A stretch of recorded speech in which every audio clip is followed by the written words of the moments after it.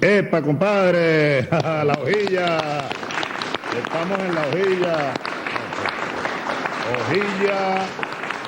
Hojilla, ¿cómo es que dice la propaganda aquella, Nicolás? Hojilla raspapalante, que duran hasta que aguante. Mario, ¿qué tal? ¿Cómo está la hojilla hoy, chicos? Anoche te estábamos viendo. Fidel no se pierde la hojilla. Fidel no se pierde la hojilla.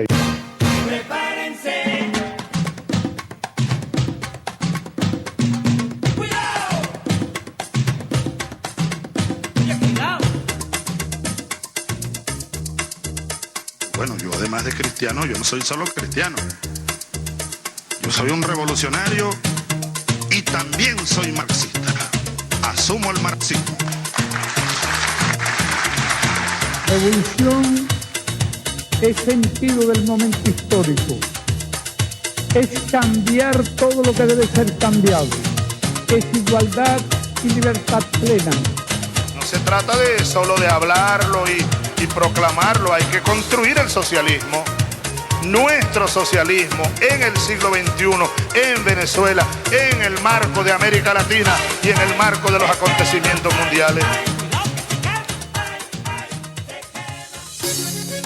Corazón de mi patria, Venezuela, esto es para ti. Chávez, hasta el 2000 siempre. Con sentimiento de mi corazón que invade mi emoción, a ti te quiero dedicar mi canto, porque te amo Venezuela. Una de mis metas es verte crecer, que cada hogar pueda florecer, la esperanza y la vida buena. Aceleras mi corazón, llevo en el alma el tricolor, por ti daría mi vida entera. Yo te amo Venezuela.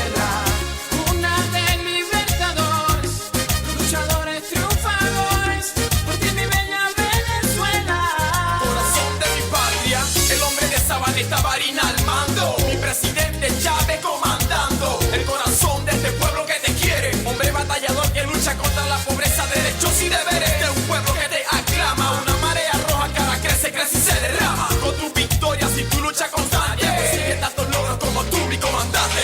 Aceleras mi corazón, llevo en el alma el tricolor, por ti daría mi vida entera.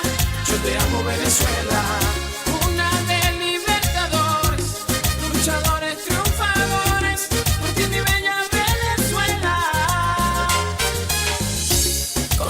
De mi corazón que invade mi emoción, a ti te quiero dedicar mi canto, porque te amo Venezuela. Buenas noches, ¿cómo están todos? Bienvenidos a La Hojilla. Estamos transmitiendo a través de Macunaíma Cariña Radio 104.9 FM para la Gran Caracas, Miranda, Vargas y un poquito más allá. Ya vamos a comenzar. También estamos transmitiendo a través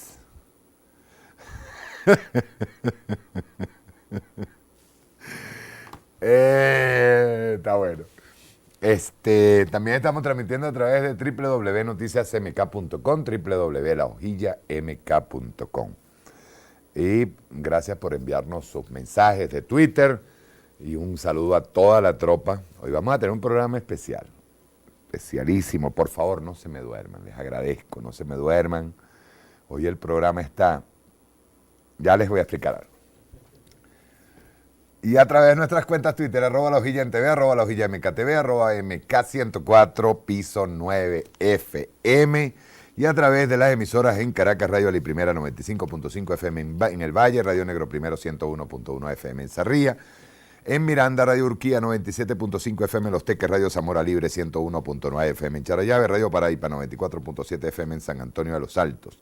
En el estado Mérida, Radio Agrícola 95.9 FM en Bailadores. En el estado Monagas, Radio Conexión 91.9 FM en Maturín. Radio Vanguardia 103.3 FM en Maturín. En el estado Lara, Radio Misión Estéreo 94.5 FM en el municipio Simón Planas. Radio Cabudare en Cabudare 97.7 FM. Radio Participativa 101.1 FM en Barquisimeto. Radio Café 104.9 FM en el municipio de Morán. Radio Crepuscular 95.9 FM en la comuna Ataroa.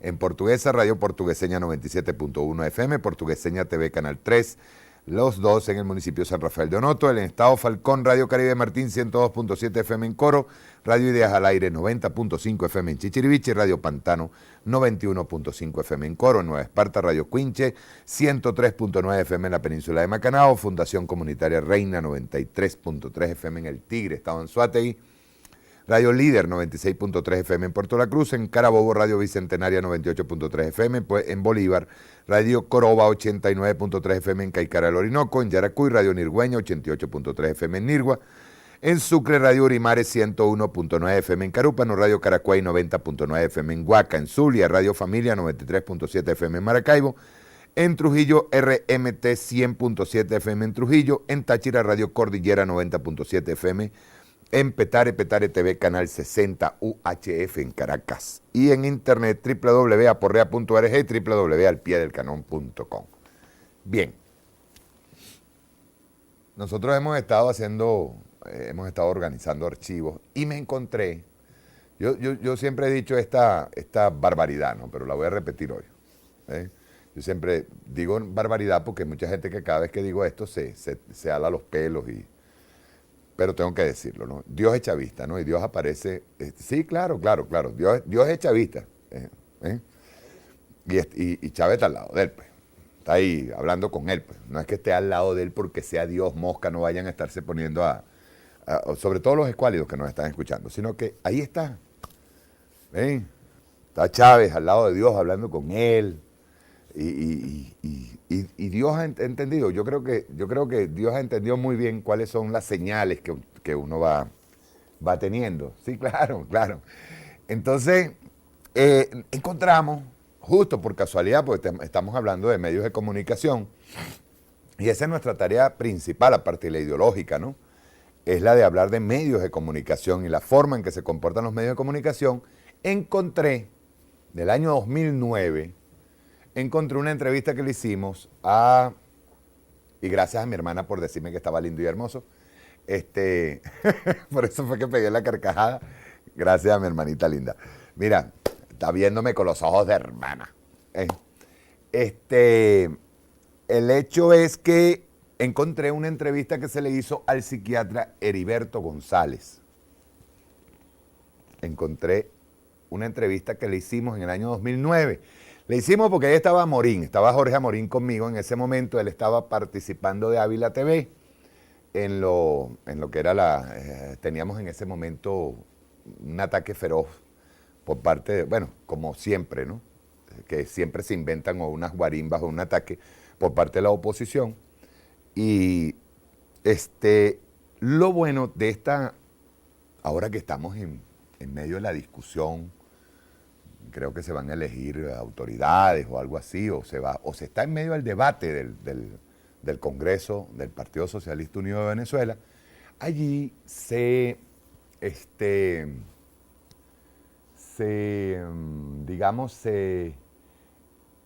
hablan de varias cosas, no solamente la disociación psicótica, de todo lo que es la participación de los medios en la conspiración en contra de la revolución bolivariana, sino también se habla algo de política.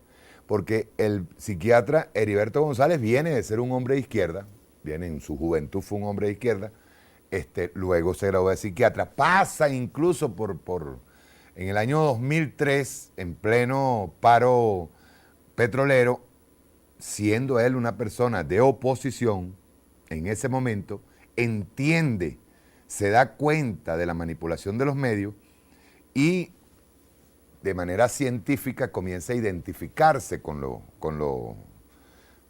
que es la revolución bolivariana y hace una denuncia bien importante en el año 2009. En el año 2009 él es entrevistado por primera vez por María Teresa Gutiérrez, ¿verdad? En un programa que fue a las 11 de la mañana, creo que fue ese programa. Luego, un mes después, en ese mismo año 2009, lo entrevistamos nosotros. Y ese día él estaba a punto de hacer un foro en CanTV. Ahora encontramos aquí en Cultura, del 28 de marzo de 2014, detrás de la derecha venezolana hay expertos pagados para bombardear con propaganda al pueblo. Y dice, a su regreso a Mérida, de un viaje a la India y España, donde estuvo dictando conferencia el conocido psiquiatra Heriberto González, especialista en análisis de medios de comunicación, destacó que los mismos se convirtieron en un poder de alta influencia en la población para modificar su comportamiento bajo manipulación propagandística, asegurando que detrás de la derecha venezolana hay expertos pagados para bombardear al pueblo con mensajes negativos sobre el gobierno nacional. Así lo dijo Heriberto González en el programa Cafecito Informativo, transmitido por Mundial Los Andes 1040 AM y 106.3 FM, donde a la vez señaló que las noticias de Venezuela publicadas en el exterior son expuestas en los principales diarios de algunos países bajo una mirada sesgada y mantenida, situación que está haciendo mucho daño a los venezolanos y al país como tal.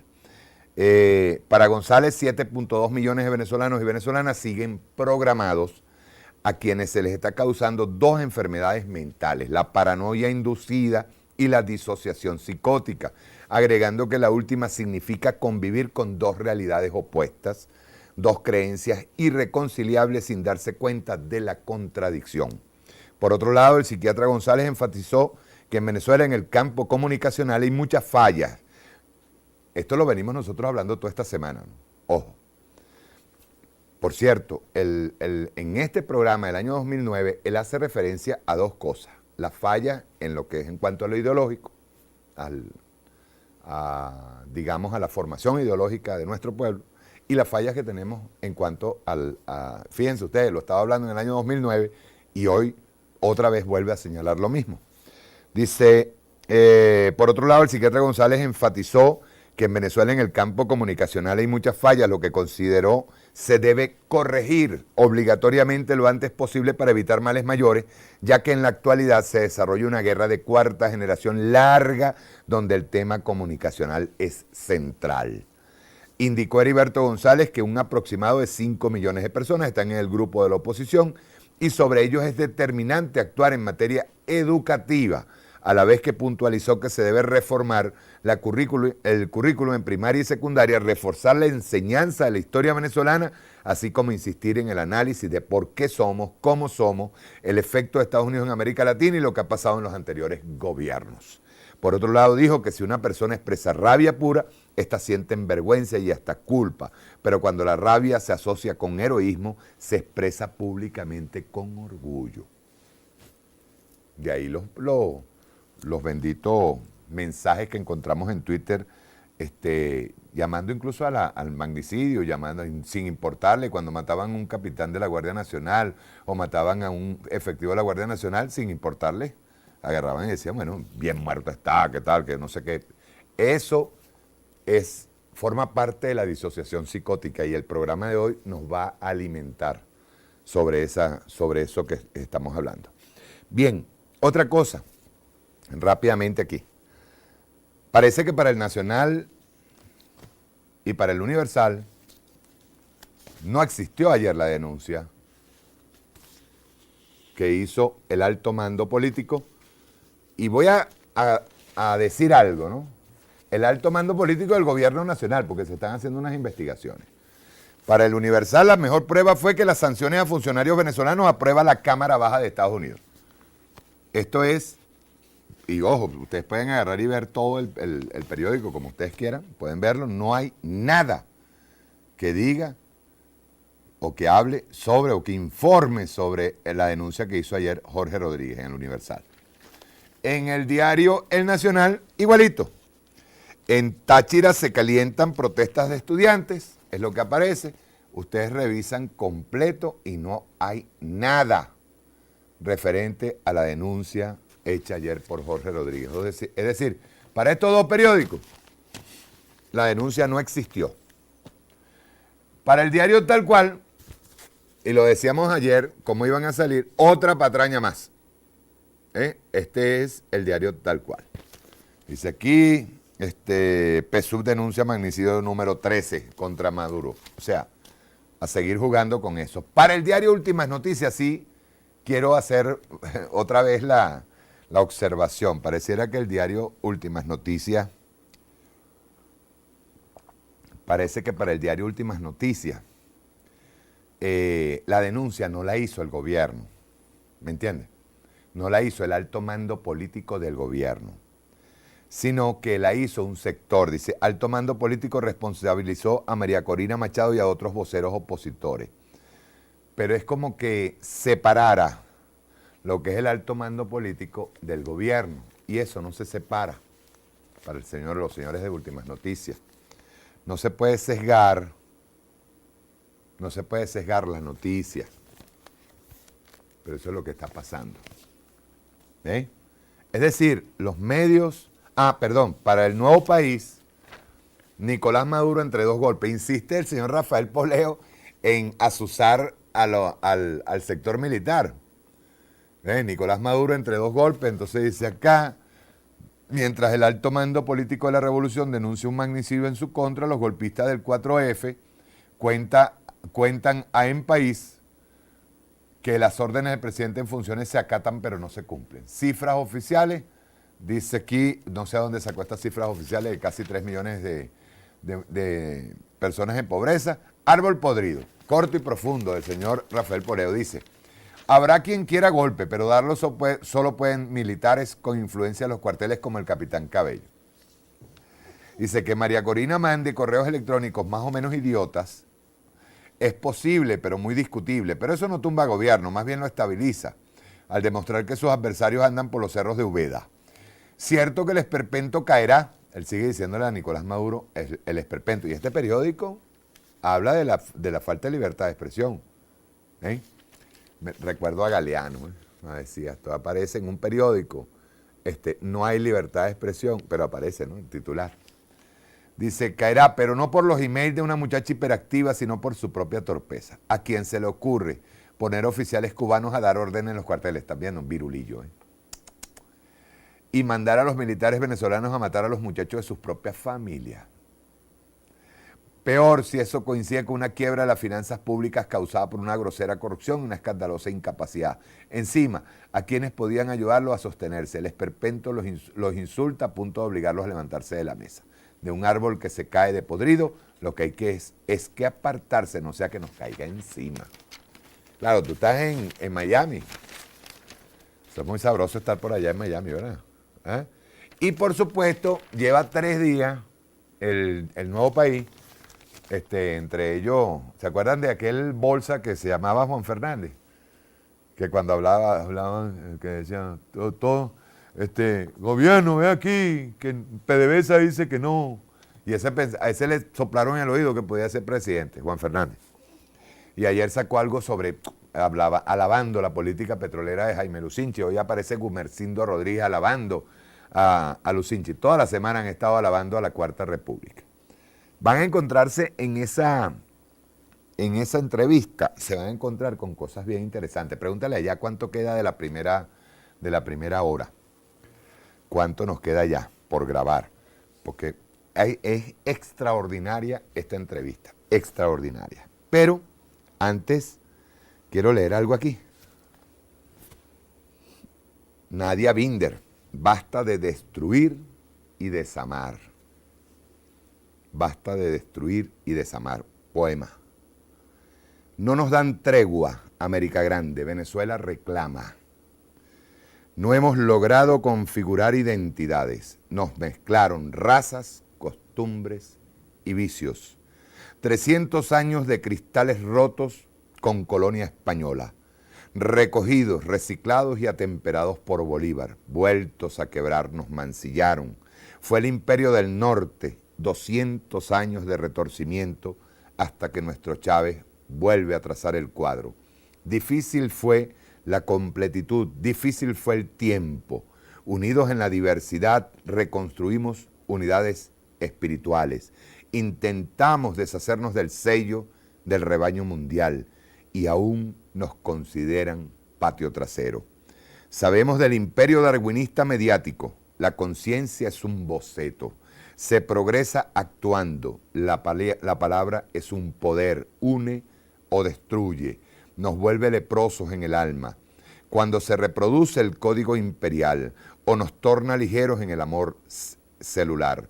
Ellos fracasan, intentonas destructoras, y el pueblo renace para intentar nuevas vías. Reclamo una indemnización espiritual. Llamo al sacerdote purificador de los humanos por 7 días, 7 meses, 7 años, 7 siglos, 7 milenios, luego ofrendar. Aleja la mentira, la intriga, la destrucción de la obra humana y planetaria. A los patócratas que la practican, a los de afuera, a los de adentro, a los del norte y del sur, a los del este y del oeste, y a mis demonios, si los tengo. Basta ya de destruir y desamar. La revolución continuará. Ese es de Nadia Binder. 5 minutos faltan. Yo quería leer, antes de comenzar, porque estamos en tiempos de... Antes de comenzar con los videos, porque estamos en tiempos de ideología. La otra señorita apareció rauda y veloz, declaró por CNN, María Corina. Y ayer lo habíamos dicho. También declaró, pero a través de Twitter, creo, Diego Arria. No ha declarado ni Tarre, no he escuchado nada de él, no he escuchado nada del hijo de Burelli. Y están entre ellos allí en este momento con un silencio total por parte del Universal y el Nacional. No existió lo que me imagino adentro de esos dos periódicos, debe haber alguna información, pero es así. Es así. En el libro rojo, yo quería leer algo, que es la consolidación de la democracia participativa y protagónica. Dice, la derrota del imperialismo y toda forma de dominación extranjera, es decir, la lucha antiimperialista. Y luego viene esto que dice, tercero, la lucha por la construcción del socialismo, el socialismo bolivariano. Miren, si algo yo he aprendido en todo este tiempo, es que lo malo siempre, indefectiblemente,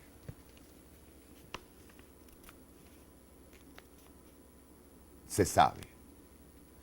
Todo lo que esté malo, todo lo que esté mal hecho, absolutamente todo lo que esté mal hecho, en algún momento saldrá. Pero esta revolución a nosotros no nos la van a quitar.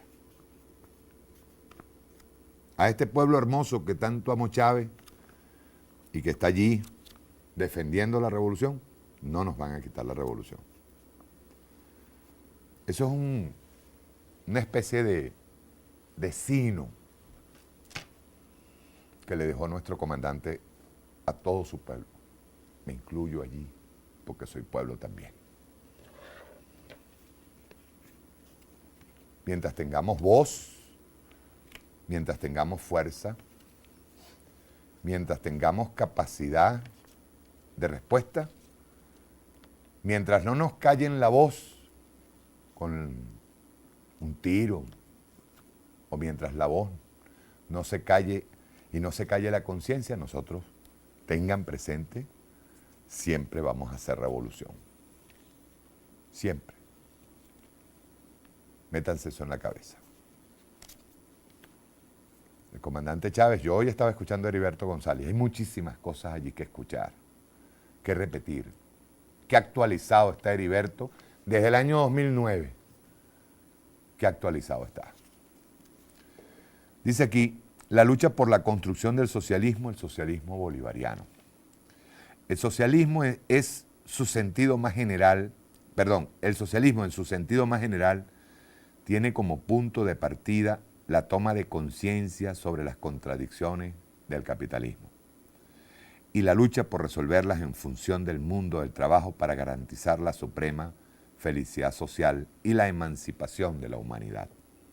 La humanidad entera y la propia naturaleza padecen las consecuencias devastadoras que generan las contradicciones del capitalismo.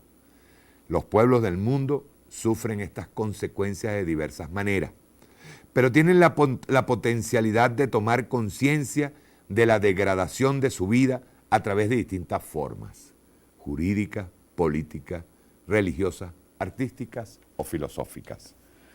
Las formas de concienciación, de lucha y de resolución de dichas contradicciones siempre son específicas. de acuerdo a cómo los pueblos incorporen su historia, sus luchas y sus identidades a los principios generales del socialismo. El socialismo bolivariano incorpora el pensamiento de Bolívar, Rodríguez y Zamora como expresión del ideario emancipador de su época, fundamento de nuestras identidades nacionales, al que se suman las corrientes históricas de lucha de los pueblos originarios, de los afrodescendientes y de todos aquellos que a lo largo de nuestra historia han enfrentado la dominación imperial, así como la experiencia histórica del movimiento bolivariano liderado por el comandante Hugo Chávez Frías, que permitió quebrantar la hegemonía bipartidista e iniciar la opción de la vía democrática al socialismo bolivariano en Venezuela, alternativa real frente al modelo capitalista más allá de nuestras fronteras. La lucha por el socialismo nos obliga a resolver las contradicciones del capitalismo a favor de las fuerzas del trabajo, a conquistar para la producción el mismo carácter social de la distribución y el consumo, a que el dinero no sea la máxima potencia y que los seres humanos sean considerados por sus valores intrínsecos, que la comunicación sea entre sujetos honesta, argumentativa, transparente, ética y estética, que la cooperación sea solidaria y no coactiva, que la naturaleza sea respetada como parte integral y hábitat de la vida humana. Cuando luchamos por el socialismo, estamos luchando por la paz, la vida, la alegría y el amor. El socialismo es volver a un sentido social y comunitario de la vida. Comunicar, además de participar, define a los sujetos y muestra a través de tal participación cómo es una comunidad desde el sentido de lo que tienen en común. La solidaridad permite al sujeto social ser más y mejor, vencer sus limitaciones y complementar potencialidades y cualidades. Construir el socialismo es tener una praxis revolucionaria, es construir una sociedad polifónica para deliberar conscientemente, para escoger el mejor medio para un fin, el desarrollo de las potencialidades humanas, las cuales solo pueden florecer en un clima de libertad, igualdad y justicia socialista. Les explico algo más allá. No solamente nos encontramos con una oposición atacando, ambigua, jugando a lo que decía Jorge ayer, al policía bueno, al policía malo. Cuando ustedes tienen una madera y esa madera comienza, ustedes empiezan a ver un polvillito allá adentro. Ustedes tienen en su casa un cajón de madera, en la cocina, en el cuarto, y ustedes comienzan a ver un polvillito allí que está cayendo. Póngase alerta. Alerta. Porque a lo mejor eso que nosotros vemos tan lindo así allí, se lo están comiendo los jejenes por dentro. Pero, ¿saben qué? Los jejenes y las cositas esas que se comen la madera, dejan rastro. Y se ve. Comienzas a ver tú de ahí ese poquito de madera carcomida, ese polvillo. Y para que la estructura no reviente, hay que acabar con el jején.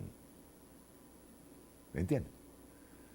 Hay que acabar con el jején y fortalecer lo que es la construcción de la patria, la revolución y el legado del comandante Hugo Chávez. Vamos a comenzar. Yo quiero que le presten mucha atención a todo lo que dice Heriberto González. Todo, absolutamente todo. Lo hizo en el año 2009. Un mes después de haber tenido el programa con María Teresa Gutiérrez, se presentó, estaba allí Amorín conmigo, Amorín venía de Ávila TV y dijo esto. Rueda. Prepárense.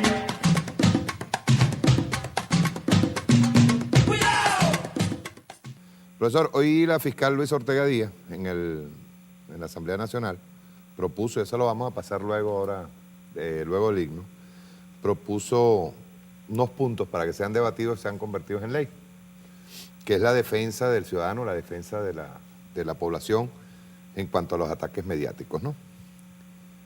Usted no sé si vio la intervención de Luis Ortega. Yo vi una parte que yo estaba aquí en la televisora y vi el pase que habían hecho. Había entre los puntos, incluso se hablaba de protección al periodista para que el periodista pueda expresar dentro de un medio que sea abiertamente en contra del gobierno, pueda expresarse de manera ética en cuanto a la información y no sea obligado a llevar una línea editorial.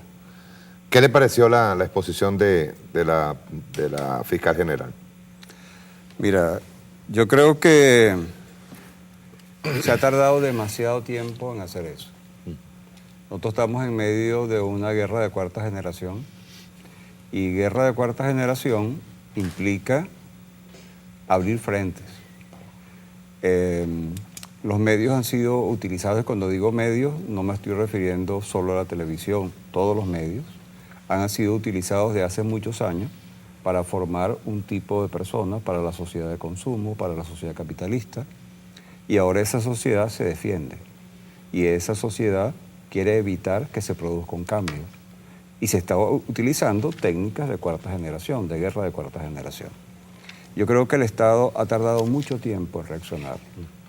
Yo creo que la sociedad, no solamente el Estado, que la sociedad debe aprender a defenderse de la manipulación mediática. Sin embargo, los medios de comunicación privados van a efectuar una campaña, y eso está de anteojito, van a efectuar una campaña en contra de cualquier tipo de ley que ellos consideran una censura a la libertad de prensa. ¿Hay censura a la libertad de prensa en el momento que se está protegiendo al usuario? Desde el punto de vista nuestro, no. Desde el punto de vista del empresario, sí. Porque el empresario lo que está buscando es la libertad de poder expresar sus ideas en forma no democrática. ¿Se convierte en partido político? Actualmente yo creo que sí. Yo creo que los que dirigen la oposición fundamentalmente son los medios. Que los medios de alguna forma conspiraron en la Cuarta República para desprestigiar a los partidos políticos y promocionar gerentes, empresarios, para ver el país como una empresa. Eso no solamente fue en Venezuela, eso fue en toda América Latina, y ellos en gran parte desprestigiaron a los partidos políticos. Yo quería citarle, este es un libro de Sigmund Alberto Osorio, se llama Mordaza a la información en tiempos de guerra, y quería citarle de la mismísima Gloria Cuenca, profesora de la Universidad Central de Venezuela de Comunicación Social, y dice lo siguiente: para la profesora de ética de la Escuela de Comunicación Social de la UCB, Gloria Cuenca, señala que hay momentos en que es necesario limitar la información. El Estado lo hace y los medios en colaboración lo tienen que hacer. Dice, por ejemplo, para eso existen en Europa los llamados consejos de prensa, lo dice Gloria Cuenca, cosa que no ocurre en los Estados Unidos, pero en Europa sí. Porque, claro, como los europeos han vivido 2 guerras mundiales, saben que se puede presentar una contradicción muy fuerte entre la libertad de información y seguridad nacional. Considera Cuenca que el hecho de que un profesional de la comunicación tenga una ética del periodista no significa que se pueda publicar todo. Dice, hay límites de tipo ético, jurídico, político e incluso personales. La libertad es relativa y tratamos de que sea lo más completa posible. ¿Y cómo la tratamos?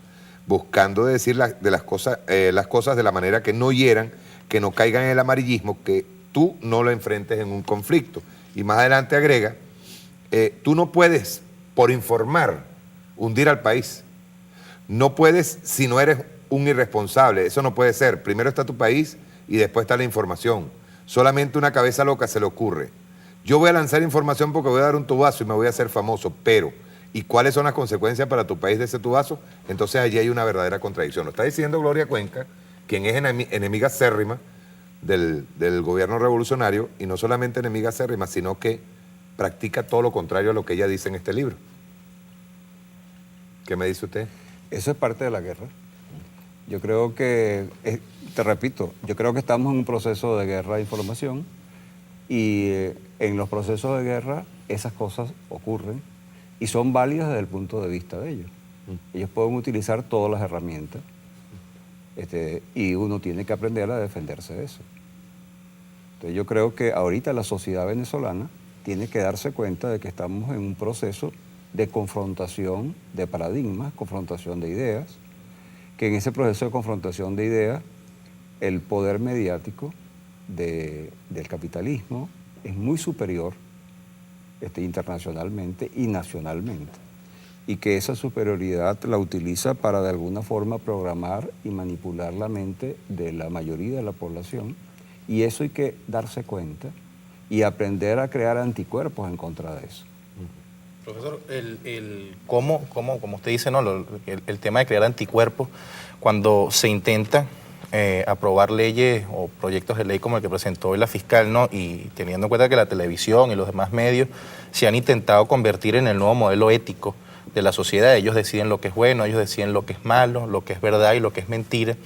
¿Cómo la sociedad, cuando no tiene al Estado de su parte, como pueden ser países como Colombia, los Estados Unidos, cómo se defienden ante esa agresión del medio de comunicación que simplemente impulsa cuestiones como el consumismo, como el egoísmo, como el maltrato, y atomizando a la sociedad, ¿no? Segregando a que simplemente se conviertan en espectadores de la acción y no se agrupen para formar parte de esa acción? ¿Cómo esa sociedad logra combatir ese imperio, ese dominio mediático cuando no tiene al Estado de su parte? Es una pregunta muy difícil de responder, porque por ejemplo en Colombia, yo no he ido a Colombia últimamente, pero sí tengo amigos que vienen de allá y nos informan que casi la totalidad de los medios está en manos del grupo oligarca y que gran parte de la población está apoyando a Uribe, no sé si será cierto, pero lo apoya porque está muy influido por los medios y por lo que los medios han resaltado. ¿Qué hacer, por ejemplo, en el caso de Colombia o en el caso de Honduras? Hay apoyos internacionales, por ejemplo, Telesur, pero también bloquean la señal. Entonces yo creo que cada uno de los pueblos tienen que idear su propia forma. Aquí es diferente, porque aquí hay un apoyo del Estado y el Estado debe fomentar la discusión social. Que no sea el Estado el que vaya y cierre una emisora. Claro. Para mí eso no es conveniente. Yo lo que creo que el Estado debe fomentar la democratización de la información, que eso se comience a hacer desde primaria. Yo oí a un periodista proponer que desde primaria se le enseñe a los niños el lenguaje mediático, se le enseñe cómo darse cuenta de cuál es el mensaje implícito dentro de todas las propagandas y todo eso, y aprenda a analizarlo, a describirlo y a defenderse. Yo creo que eso hay que hacerlo. O sea, que es muy diferente lo que puede ocurrir aquí en Venezuela, lo que se puede hacer acá, teniendo el Estado como promotor de esto, de lo que se puede hacer, por ejemplo, en Honduras. En Honduras ellos tendrán que ver, yo no te sabría decir ahorita, ellos tendrán que ver cómo pueden ellos salirse de ese cerco mediático. En años anteriores, la izquierda podía hacerlo a través de la organización, podía hacerlo a través de los mítines. El problema es que el poder de los medios ahora es tan poderoso que para poder compensarlo, una persona tendría que tener una enorme organización, una gran capacidad de movilización para poder compensarlo. Entonces hay que utilizar los mismos medios. Hay que utilizar medios alternativos, prensa alternativa, pero hay que utilizar la tecnología que actualmente los medios nos ofrecen. Los celulares, internet, claro que eso llega a parte de la población, pero hay que ensayar todo eso. Hay que ensayar todo eso porque el mismo medio alternativo puede servir, profesor. Le estamos hablando de los medios comunitarios. Claro, por supuesto. Ahora una cosa, fíjese bien, ahora mismo hay una guerra en contra de la ley de educación. Yo decía ayer que más bien el que se asusta soy yo, porque aquí y me hicieron llegar la ley de educación, la propuesta. Dice: propuesta que la presidencia de la Comisión Especial para el Estudio de la Ley Orgánica de Educación someta a la consideración de los miembros de esta instancia. a la Asamblea Nacional. Esto fue llevado por el Ministerio de Educación. Dice acá, título 2 de la Educación Bolivariana, capítulo 1, disposiciones generales. La educación bolivariana, artículo 15, la educación bolivariana se fundamenta en la Universidad Filosófica de Pensamiento de Simón Bolívar y Simón Rodríguez. El ideario robinsoniano y bolivariano, su proyecto político, pedagógico y volcado y contextualizado al siglo XXI, en el humanismo social para la formación del nuevo republicano y nueva republicana, y responde al continuo del desarrollo humano como proceso integral y de calidad. La educación bolivariana es un proceso integral de calidad, permanente, continuo, multifactorial e interactivo que promueve la construcción social del conocimiento, la valoración ética del trabajo, la formación de nuevos republicanos y nuevas republicanas para la participación activa, consciente y solidaria en los procesos de transformación. En ningún lado, porque hay otra cosa a la que ellos están acudiendo. Ellos acuden y dicen aquí rápidamente que aquí están montando un Estado comunista. Esa es la prédica. Pero cuando tú le preguntas, ellos han visto la ley, no la han visto. Y aquí se evidencia. No hay por ningún lado que diga socialismo. Más bien a mí me asusta. Y yo hacía la autocrítica ayer. A mí me asusta esto porque no estaríamos valorando lo que es un cambio real, un cambio profundo de lo que es el sistema. Pero tomando en cuenta que esta es la propuesta, ¿de dónde sacan ellos la información? ¿O de dónde sacan ellos que es socialista y comunista? Mire, yo creo que hay dos cosas que hay que tomar en cuenta. Uno es la asociación que hay entre el proceso venezolano y la imagen de Bolívar y Simón Rodríguez. Entonces, esa asociación existe. Si esa asociación existe y aparece una ley bolivariana, de alguna forma esa ley bolivariana está asociada a un proceso revolucionario bolivariano. Si yo me opongo al proceso revolucionario bolivariano, me tengo que oponer a cualquier ley que mencione Bolívar, que mencione Simón Rodríguez, etc. Eso por un lado. El otro lado es que, primero quiero hacer una anotación. Yo soy psicoterapeuta y como psicoterapeuta me estoy acostumbrado a ponerme mucho en el lugar del otro para entender el punto de vista del otro. La imagen que tienen ellos, cuando digo ellos, no son los que dirigen los medios. Yo estoy diciendo un porcentaje alto de la oposición.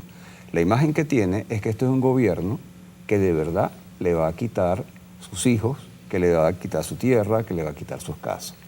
Si esa es la idea que tienen, esa es la creencia... De paso, todo contrario a la prédica del socialismo. Sí. Si esa es la creencia que tienen, cualquier conducta del gobierno la interpretan de acuerdo con su creencia. Okay. Por ejemplo, lo que ocurrió con los bombillos incandescentes. Ajá. ¿No? Yo tengo la idea de que todo lo que el gobierno de Chávez haga es malo y lleva una segunda intención. Me van a regalar bombillos que valen 15 bolívares en la ferretería a cambio de un bombillo que me vale 2 bolívares y me lo van a regalar. Y lo va a hacer el gobierno. No puede ser. Eso choca con mi sistema de creencias. Yo tengo que buscar una interpretación que me permita entender esa conducta dentro de... Perdón, profesor, de mi y sistema de creencias. si a eso le agregamos una campaña sistemática, por ejemplo, en el caso de la descalificación que se le ha hecho al libertador Simón Bolívar ahora pasado en el 24 el día del nacimiento del libertador, y le agregamos también los runrunes que dan por internet o por vía texto, en donde dicen que los bombillos, y yo me asombro de la capacidad que tiene Fidel para escuchar a todos los venezolanos, en que supuestamente ahí hay micrófonos y cámaras que ven a todos los hogares. ¿Qué le agregaríamos a eso? Que ese sistema de creencias no surgió en forma espontánea, que ese sistema de creencias opuesta radicalmente al gobierno fue inducido en gran medida, y por otra parte, al tener yo un sistema de creencias, por ejemplo, todo lo que el gobierno haga es negativo, yo percibo con más facilidad los aspectos negativos.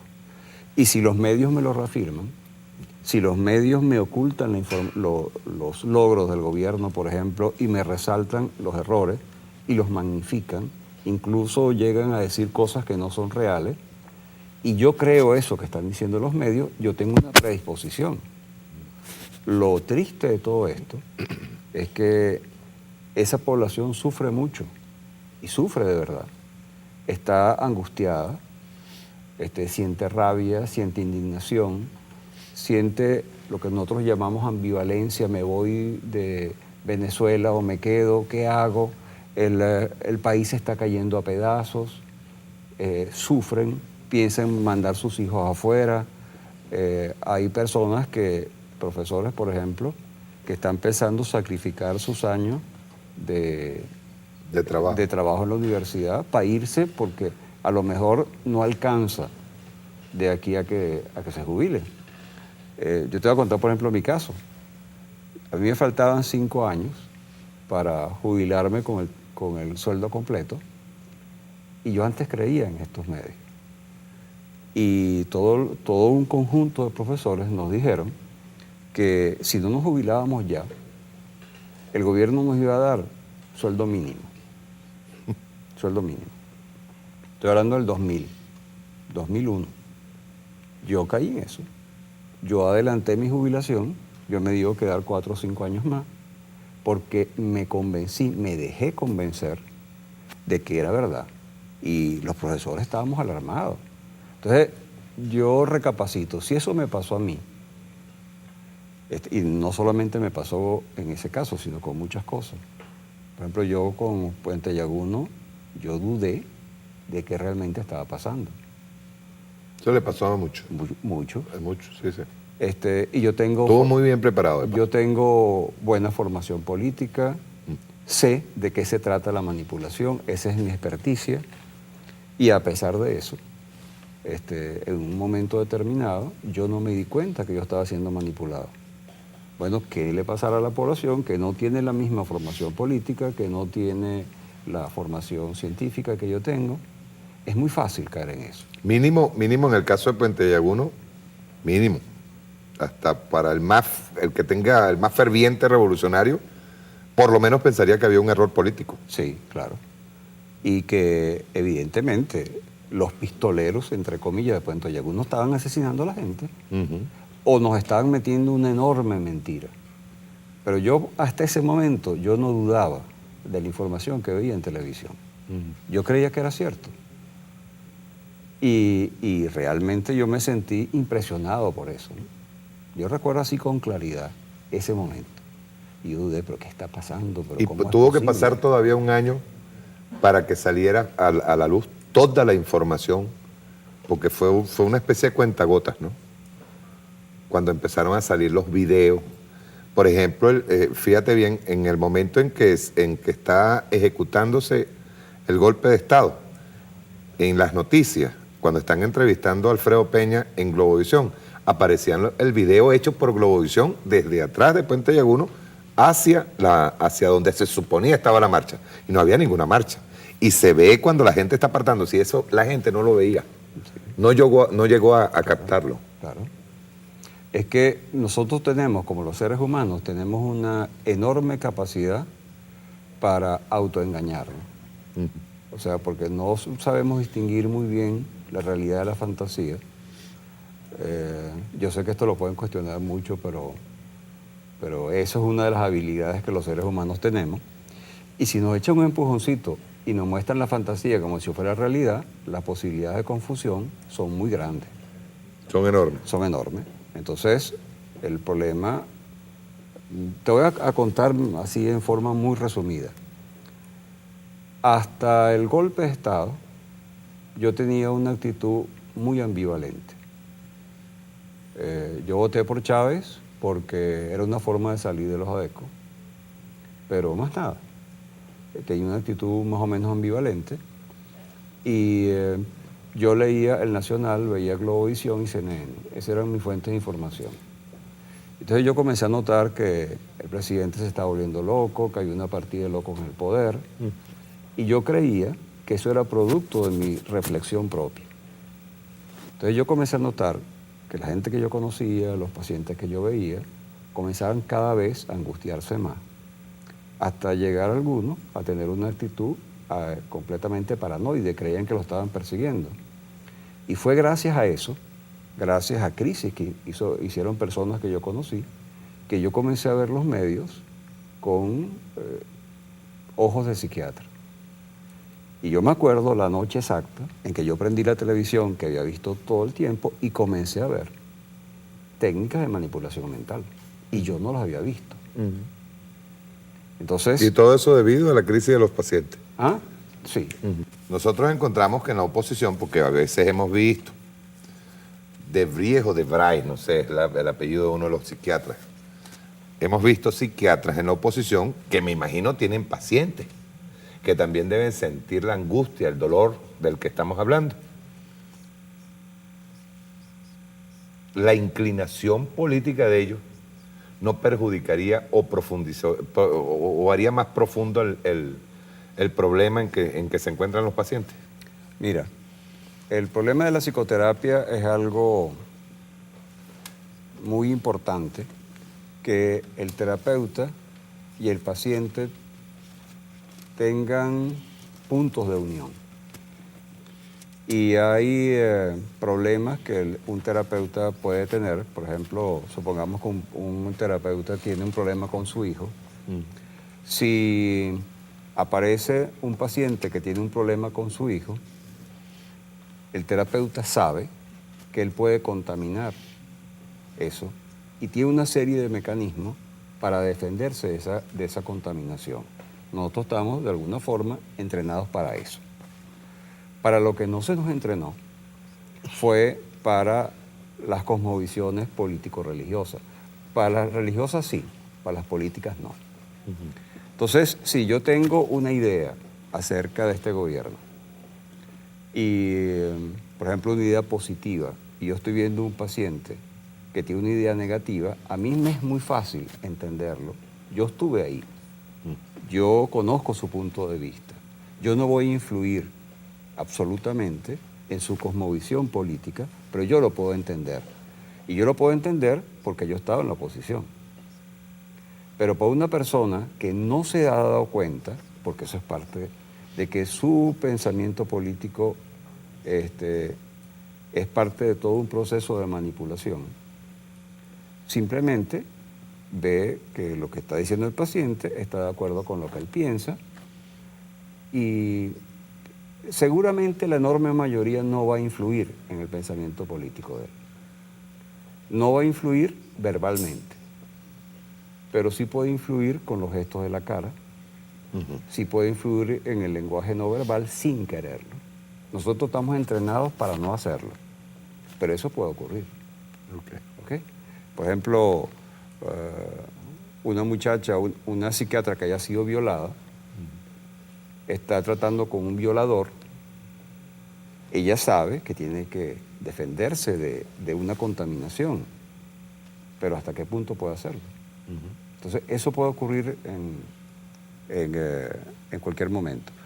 Yo creo que la preparación de psicoterapeutas nos da herramientas para no contaminar al paciente con nuestros problemas, si nos damos cuenta de ello. El problema es que no nos demos cuenta. Entonces, por ejemplo, en mi caso, yo no me daba cuenta yo. Habría que ver las demás personas. ¿No?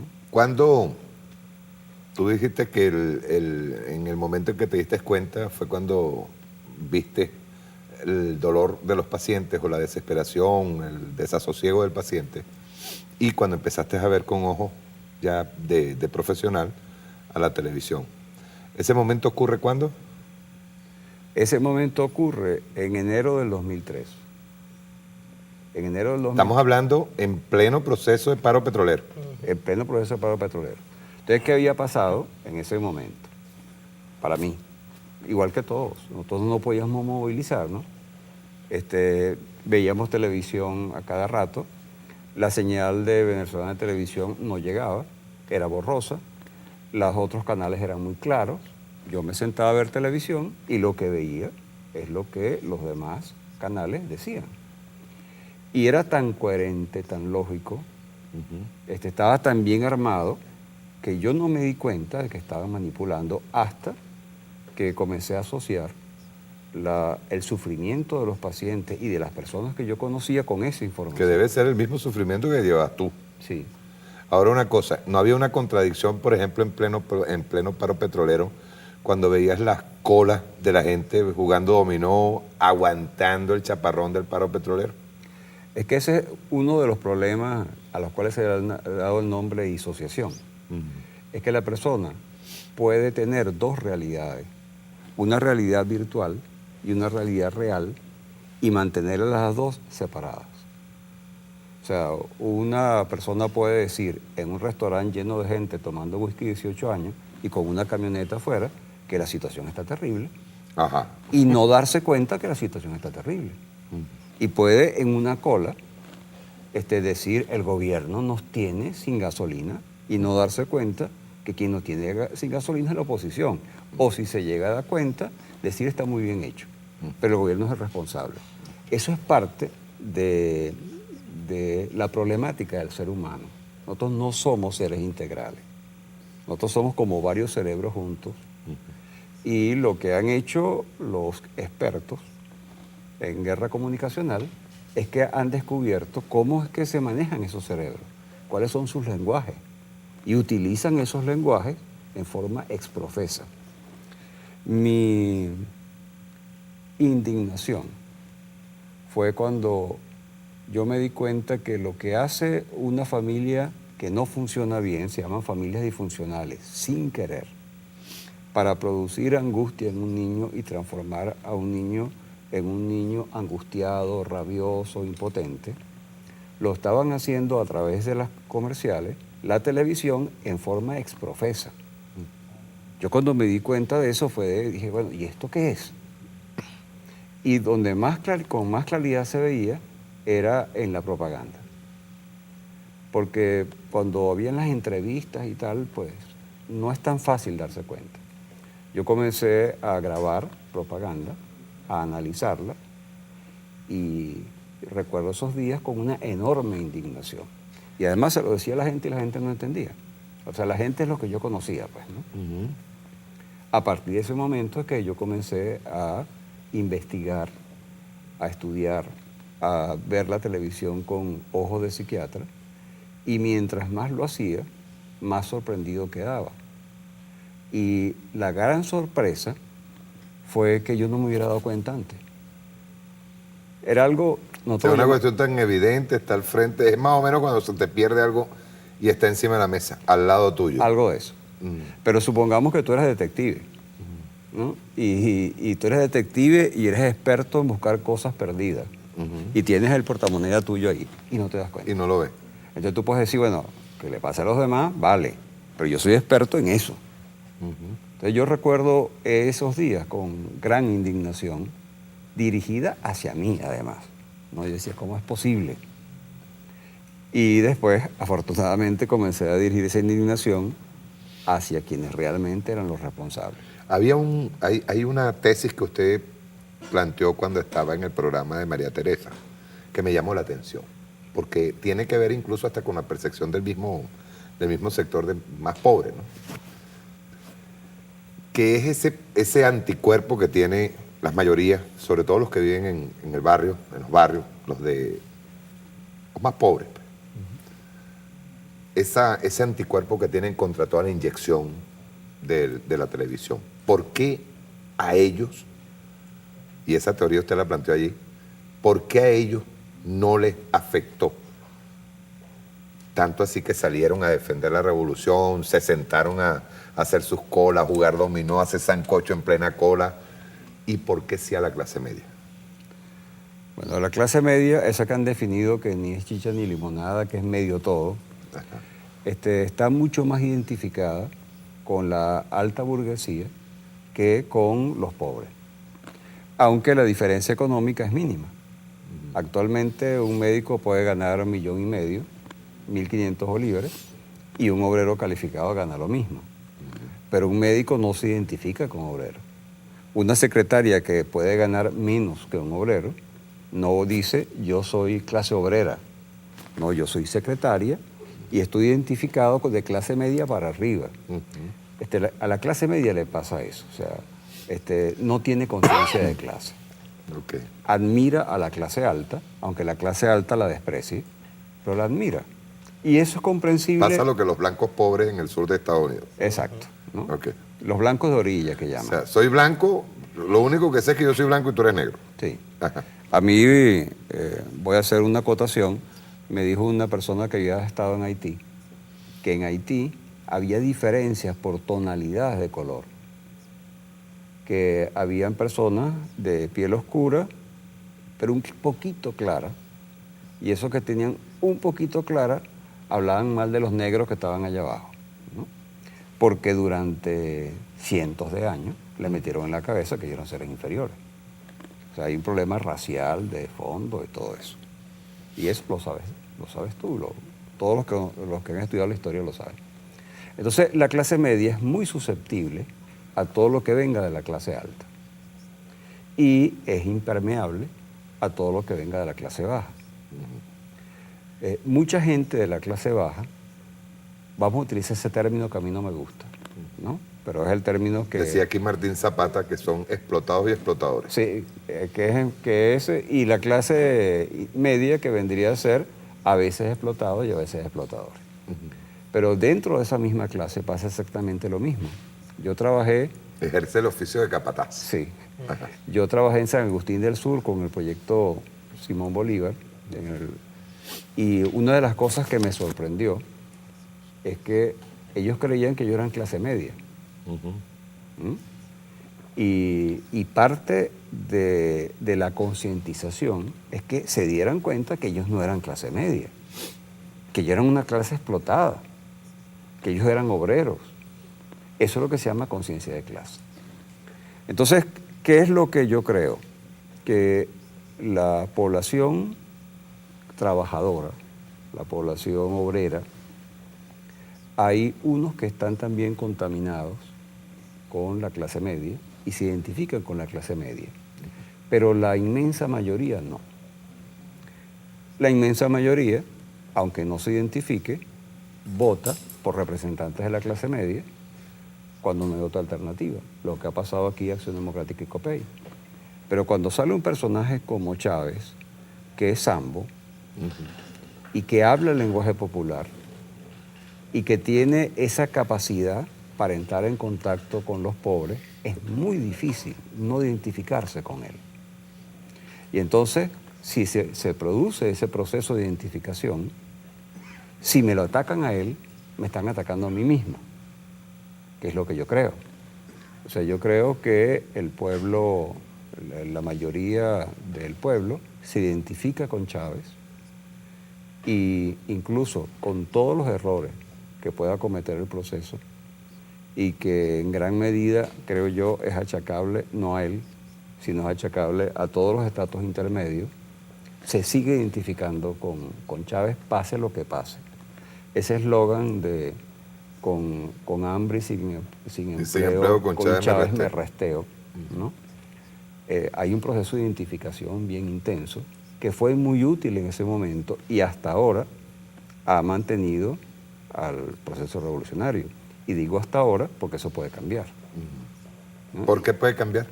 Puede cambiar por... Vamos a hablar en este momento de la percepción que puede haber en el momento en que nosotros estamos, por ejemplo, vamos a ser autocríticos. Voy a hacer como usted, me coloco del otro lado. Que yo estoy convencido de que Chávez no tiene la culpa, y es verdad. Pero que también hay necesidad de aplicar las 3R. Entonces llega un momento en que yo comienzo a decir, epa, pero yo también quiero que esa rectificación se dé. No es que se hable, sino que se dé, se ejecute. ¿Verdad? ¿Eso podría hacer cambiar a la persona? Ajá. Hay dos emociones fundamentales en el ser humano que tienen que ver con amor y odio, que son dos caras de la misma moneda. Pero la intensidad y la duración es diferente. El amor se sustenta mucho en la capacidad que el otro tiene de satisfacer mis necesidades. Solamente los amores superiores son capaces de darlo todo sin exigir nada a cambio. Llega al sadomasoquismo a veces. O la entrega absoluta. Okay. ¿No? O la entrega. Entrego mi vida para los demás. Pero la gran mayoría, el amor es condicional. Yo te quiero si tú satisfaces mi necesidad. Okay. Pero si yo te odio, te puedo odiar toda la vida. Tú puedes hacer intentos de acercarte a mí, pero si te odio, voy a hacer lo posible por dañarte. Esto es explicable desde el punto de vista psicológico, no es el momento para explicarlo, pero es explicable. Y eso hace, por esa razón, una relación de pareja, por ejemplo, que se amaron durante 10 años, pueden después matarse, ¿no? O si no se matan, comienzan a luchar por el hijo o la casa y se transforma en un odio de 20 años. El odio... O queda la desconfianza. O crea la desconfianza. Así hay un acercamiento luego. Claro. Entonces, digamos que en las dos polaridades, amor-odio, el odio, creo yo, es más poderoso, por esa razón. Entonces, el amor en gran medida es condicional. Si no satisfagues mis necesidades, yo puedo ir desenamorándome. Y al desenamorarme, soy fácil presa de una persona que me comienza a hablar al oído. Y eso ocurre en las relaciones de pareja, ¿no? La pareja se quiere, pero él llega tarde, no me para, estoy hablando como la mujer, y entonces comienzo a desenamorarme, entonces llega alguien y me comienza a hablar al oído y yo lo traiciono. Eso puede ocurrir. Es decir, que tiene que cuidarse lo que se quiere, lo que a uno quiere. Y tiene que reforzarse permanentemente. O sea, yo creo, yo he conversado con todos los grupos a título personal, ¿no? Y por ejemplo, he hablado con algunas personas que fueron chavistas del pueblo y que ahora no lo son. Y no lo son por culpa de los líderes intermediarios, porque no fueron satisfechas sus necesidades. Y entonces me decían... ¿O se les traicionó simplemente? Se les traicionó. Incluso dice, bueno, yo siento que yo fui un peldaño, que esa persona sí, porque me utilizó a mí. Hay una cuestión, profesor. Yo no quisiera que esta entrevista se dedicara única y exclusivamente al factor medios de comunicación, sino también al factor emocional del venezolano y del revolucionario para mantener la revolución, para ir tras ella. Usted decía hace un momento que nosotros podemos llegar hasta el sacrificio, dar la vida. Pero ese dar la vida también responde a hechos claros, a hechos tangibles, o vamos a decir así, a que se está cumpliendo con el proceso revolucionario, ¿verdad? Claro, pero además de eso, el medio de comunicación privado lo aprovecha e implementa la política de desenamoramiento del líder, que lo repite normalmente, y después va hacia la política de odio. La política de odio no solamente al líder, sino al proceso. Pero ahí yo quería hacer una preguntita de lo que estaba hablando antes, del tema de la clase media, que hay una cosa que yo no termino de entender y que yo me lo encuentro a diario en el trabajo que me toca hacer a nivel periodístico. Yo voy a las marchas de la oposición y familias que pertenecen a ese sector económico que se llama o se denomina clase media, que han sido beneficiadas porque gracias al proceso revolucionario han conseguido a través de un crédito una vivienda propia, han logrado pagar su carro a tiempo porque se eliminó el tema de los créditos indexados y las cuotas balón, que han podido tener a sus hijos en un colegio privado porque se lograron regular las mensualidades dentro de la educación privada. Ellos salen a las marchas y critican que el presidente está violando la propiedad privada, que les van a quitar el carro y que la educación va hacia un proceso de comunismo, de cómo el medio logra manipular de tal manera y cómo esa persona que ha sido afectada positivamente por esa realidad política se deja manipular. Sí, eso es algo que no ha ocurrido solamente en Venezuela y no ocurre solamente en este tiempo. Por ejemplo, la transmisora fundamental de la cultura machista a través de miles de años fue la mujer. Lamentablemente, pero fue así. O sea, a la mujer se le preparaba para que ella preparara a sus hijos para que fuera machista. ¿Qué pasó con el movimiento feminista? Que el movimiento feminista que le decía a la mujer, mira, te están explotando, le mostraba la realidad, eso era tan doloroso para la mujer que había sido explotada por el régimen machista, que decidían no procesar esa información. Vamos a responder ahora la pregunta tuya. Si yo soy clase media y yo me creo clase alta y yo tuve que comprarme un carrito en Venezuela Móvil porque no tenía para comprarme una Fortaleza Chinchín, tengo un sentimiento ambivalente. Yo puedo estar agradecido porque porque me pude comprar un carrito gracias al gobierno, pero yo puedo, el hecho de tener el carro más barato por el gobierno, puede internamente sentirlo yo como una afrenta. No sé si me puedo explicar. O lo siento como de menor calidad. Es un poco retorcida la cosa, pero así es nuestra mente, ¿no? Entonces, el hecho básico para entenderlo es que la clase media se siente plenamente identificado con la oligarquía. Y cuando Chávez habla de la oligarquía o de la burguesía, creen que se está metiendo con él. O sea, no se da cuenta que la oligarquía gana millones de dólares. Y son pocos. Y son muy pocos, y se siente plenamente identificado. Lo que una vez le dijo Fidel a Chávez. O sea, en Venezuela no hay 4 millones de oligarcas, ¿no? Y yo creo que ahí ha habido una falla en el discurso, en el sentido de precisar qué entiendo yo por burgués. Porque pequeño burgués es burgués. Y pequeño burgués puede ser una persona que gane 1.500 bolívares. Es un pequeño burgués. Pero si yo digo todos los burgueses, entonces él cree que lo estamos metiendo en ese paquete. Entonces preferiría decir oligarquía y aclarar qué es oligarquía, y aclarar que la oligarquía también hay una oligarquía obrera. Esos términos hay que manejarlo muy bien. Claro, y además cuando el dueño del medio le conviene que ese sector de la población se sienta identificado con la oligarquía. Claro. Porque suma mucho más gente de la que tiene realmente la oligarquía, que no son más de 5 o 6 familias. Claro. Esto la oposición técnicamente lo está utilizando para conspirar. Claro, yo creo que sí. O sea, cuando uno analiza la propaganda, que fue lo que yo hice, es obvio... Estamos hablando de operaciones psicológicas. Sí. Cuando se analiza la propaganda, es obvio que en la propaganda juegan a que la persona sienta miedo e indignación. La indignación es una rabia moral, digamos así. O sea, la persona que se indigna ante una injusticia.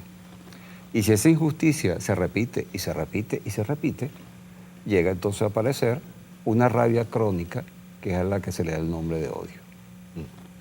Lo extraño es que esa enorme mayoría de la población, lo que dice el compañero, no solamente no se le ha dañado en lo particular, sino que de repente ha salido beneficiado. Pero le han creado un mundo ficticio, un mundo imaginario, que llega a ser mucho más poderoso que el mundo real. Es un signo preocupante el hecho de que ya estén defenestrando, descalificando la imagen del Libertador y ya el ataque sea directo hacia el comandante Chávez. Bueno, es que el ataque al comandante Chávez... Disculpa, Heriberto, porque es que en los asesores en anteriores eventos electorales siempre le han recomendado a la oposición no atacar a Chávez, pero esta vez van por él y van por la... Claro. O sea, en guerra psicológica van por él y por la imagen del Libertador. Sí. Yo lo que recuerdo haber leído en un documento que se le presentó a Larraíz cuando tomó el poder, es que en las recomendaciones de ese tanque de pensamiento se le decía eso. Ataca el chavismo, pero no a Chávez. O sea, no use el nombre de Chávez. Pero la oposición sí lo hacía. O sea, en la propaganda que se utilizó en el 2002, directamente no se decía Chávez, pero los señalamientos eran directos. Después hubo un periodo en el cual se decidió no atacarlo a él. Y yo creo que ahora sí, ahora van con todo. Y es la impresión que me da. Hay varios planes en ejecución, los planes militares son otros, que eso se comentaría luego, pero está el plan psicológico que es ir en contra del comandante Chávez. Es que yo creo que es un solo plan. Lo que pasa es que es un plan con varias propuestas. Tiene variantes. Sí, tiene variantes, que por un lado es la parte militar, pero por otra parte es penetrar la mente de las personas. Y en ese penetrar la mente de las personas, para unos es intensificar el odio, para otro es ir debilitando la ligazón, la alianza que tiene psicológica con el líder. El desenamoramiento. El desenamoramiento, transformarlos en apáticos, en indiferentes, y eso basándose en hechos reales, basándose en que determinadas promesas no le fueron cumplidas por los intermediarios. Y esa es la responsabilidad del proceso, ¿no? O sea, no le podemos echar la culpa a los medios. Ellos tienen parte de la culpa, pero parte de la culpa la tiene el propio proceso, la tienen los líderes medios del proceso que no han hecho la revolución. O sea, un alcalde o un gobernador que no se base en el poder popular no está haciendo una gobernación o una que repitan los revolucionaria. mismos vicios de la Cuarta República. Sí, Estaría igual. Entonces, un papel positivo de los medios de comunicación del Estado sería asumir esa crítica en torno a lo constructivo antes de dejarlo al medio privado que utiliza la crítica para lo destructivo. Es que yo creo que el proceso de crítica y autocrítica es absolutamente indispensable. Una de las cosas que habría que rescatar de la organización leninista es el sistema de crítica y autocrítica. Sin eso, el proceso, cualquier proceso de crecimiento, es muy fácil que se pierda. Entonces, nos hacemos sordos, ciegos, mudos. Por supuesto. Entonces, ¿qué es lo que ocurre?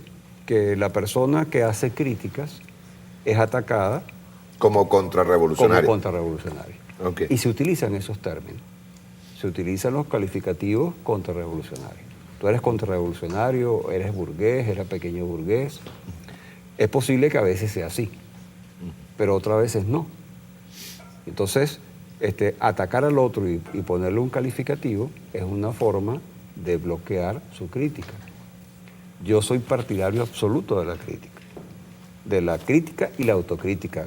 ¿Crees que podemos vencer a los medios privados haciendo crítica, autocrítica? No, no solamente. Voy a reformular la pregunta, pero ten esa en cuenta. De acuerdo a tu óptica, que has venido viendo los medios de comunicación ya con carácter crítico y analista, ¿tú crees que los medios del Estado han respondido de manera efectiva al ataque de la oposición? Ajá. Esa es una de las preguntas que yo me he hecho y que no he conseguido respuesta. ¿Por qué no lo ha hecho? Porque yo siento que no lo ha hecho. O que no lo ha hecho en la misma medida. O en la medida en que yo lo esperaba o lo deseaba. Las explicaciones que me dieron al principio era que no había el personal, no había el equipo. Por ejemplo, al comienzo del paro petrolero, yo comparaba lo bien hecho que estaba la propaganda de la oposición y lo sencillo que era la propaganda para oponerse a eso. Yo me acuerdo todavía que era en blanco y negro, la cara de Jesucristo, un mensaje de Gandhi, cosas así. Y cuando yo hice la pregunta qué pasaba, me dijeron que bueno, es que no tenemos con qué. En ese momento era válido creerlo. Ahorita yo creo que no. Yo creo que si el proceso no ha hecho en estos 10 años, no ha organizado una contraofensiva desde el punto de vista ideológico y desde el punto de vista informativo, no se le puede achacar eso a los medios. Es una culpa interna. La pregunta, y sobre todo en lo técnico ya tenemos capacidad. Ya tenemos capacidad. Y tenemos capacidad para todo lo demás. Por ejemplo, formación sociopolítica. ¿Por qué no se ha hecho? ¿Podrían, bajo tu punto de vista, vuelvo y requiero otra vez esa opinión, es probable que también el mismo protagonismo esté afectando? El mismo protagonismo interno, no solamente en los medios de comunicación, sino en todos lados. Cuando yo te hablo de protagonismo interno es que yo, por ejemplo, y hay que decirlo con lo más limpio posible, que tú veas surgiendo o emergiendo de las bases o de determinados sectores, emergiendo líderes. Entonces yo como líder ya consolidado, histórico, freno la subida de ese liderazgo. Y además utilizo el medio para hacer eso. Y utilizo el medio porque tengo el poder. Claro. Ajá. Es que no solamente es el líder histórico, es gente lo que están surgiendo también. Ok. Con los compañeros, ¿dónde están los compañeros estudiantes? Por allá. Nosotros hacemos unos ejercicios que ponen de manifiesto las luchas internas. Entonces, en el ejercicio, hasta ahora, con todos los grupos que lo hemos hecho, se matan. Terminan entre ellos destruyéndose, ¿no? Y después que hacen... ¿No hay capacidad para la conciliación de ideas? No. Hay un debate de ideas en donde se concilia un punto de vista. Los ejercicios están diseñados de forma tal que tú tienes dos opciones. O confías en el otro y trabajas para ganar los dos, o desconfías y la alternativa es fregarlo. Pero si lo friegan, me frego yo. Bueno, los resultados que hemos obtenido hasta ahora es que se friegan todos. Y eso con todos los grupos anteriores que yo he hecho, dio los mismos resultados. Yo recuerdo solamente... ¿Y eso es implícito en el ser humano? No, eso es implícito en el sistema de sociedad de clase.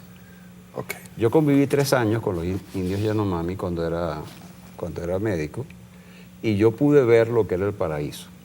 Y yo pude ver, así de primera mano, lo que es el comunismo primitivo, lo que es todos trabajando para todos.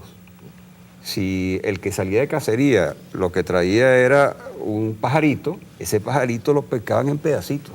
Y se lo comían entre todos. Y se lo comían entre todos, todo era repartido. No había propiedad privada sobre los medios de producción, porque además los medios de producción, la flechita y el arco. Principio cristiano, principio guevarista. Absoluto. ¿Ves? ¿Y en qué momento comienza a surgir eso en la historia con la sociedad de clase? O sea, antes de la sociedad de clase, las sociedades eran altamente cooperativas, aunque fueran combativas a la vez. O sea, un grupo social podía combatir con otro, pero dentro de sí eran altamente cooperativas. Nosotros perdimos esa gran estrategia de supervivencia con la sociedad de clase. Y ahorita esa lucha interna no obedece a un instinto del ser humano, obedece a una sociedad de clase. A la alienación. Claro. De siglos, ¿no? Sí. Nosotros tenemos los 2 cerebros. Decía Guillermo Morón, nosotros, esta sociedad está basada en la sociedad española. Sí, sí, yo oí ayer. A los indígenas no, a los indígenas hay que apartarlo, quizás hasta desaparecerlo. Sí. Sí, te decía, los seres humanos somos duales, ¿no? O sea, tenemos la organización mental para ser tremendamente egoístas y tenemos la organización mental para compartir, ser solidarios y amar, ¿no? Y, o sea, tenemos un cerebro que se llama reptiliano. Ese cerebro reptiliano que los compartimos con los caimanes es un cerebro fundamentalmente egoísta, muy primitivo. El cerebro de los mamíferos, solamente el mamífero puede vivir si cría su especie y es capaz de morir por su especie. Eso no lo hace un lagarto. Okay. Nosotros tenemos los dos. Tenemos un cerebro reptiliano y un cerebro mamaliano. El cerebro mamaliano tiene que ver con solidaridad, afecto, apego, el otro con supervivencia individual. Y prevalece de acuerdo al sistema de clase. Exactamente.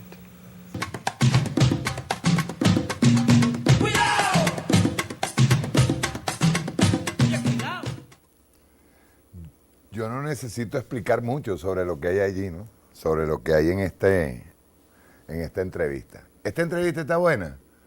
Yo no diría ni siquiera para repetirla aquí. Esta entrevista está buena para hacer como decía él, un cineforo. Cuando él habla del cerebro reptiliano, y más adelante se va a referir mucho más a ese tema, él habla de quien quiere el poder por quererlo, porque desarrolla desde su cerebro reptiliano, desarrolla digamos, el egoísmo, el deseo de poder, se supera el deseo humano de vivir. Es más, de hecho, en esta entrevista, cuando vengamos del corte, él habla sobre la soledad del que quiere el poder única y exclusivamente por el dinero. De esa soledad.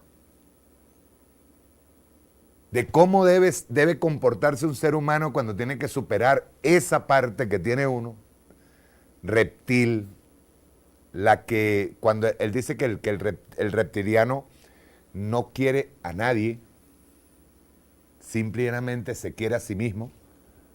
En cambio, cuando él habla el mamífero es el que incluso da la vida por su propia especie. Él hace una descripción de lo que es un ser ambicioso, pero terrible. Yo digo que esta entrevista, nosotros tenemos que editarla y pasarla, distribuirla a todos lados. Yo quisiera de verdad que si el profesor Heriberto González nos está escuchando, quisiera de verdad invitarlo. Él tiene una entrevista ahorita reciente en Aporrea que me llamó poderosamente la atención. Ahora cuando regresemos del corte, vemos el final de esta entrevista y luego vamos a leer una parte de esa entrevista que se le hizo en Aporrea. Vamos a un corte y ya regresamos.